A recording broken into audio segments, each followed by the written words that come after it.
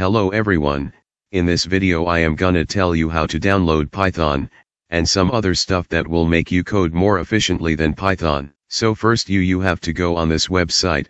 I have also provided the website in the description box so you can go through the website from there. Here you can see the download button with the version of the Python that will be downloaded.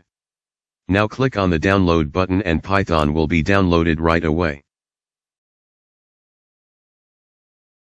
Now I am gonna tell you how to download Visual Studio Code that will help you code on Python and direct files on Visual Studio only.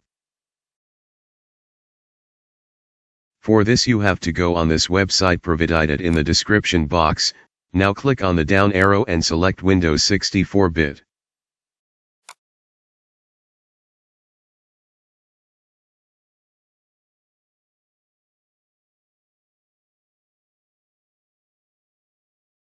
Now here you can see that both Python and Visual Studio Code are downloaded.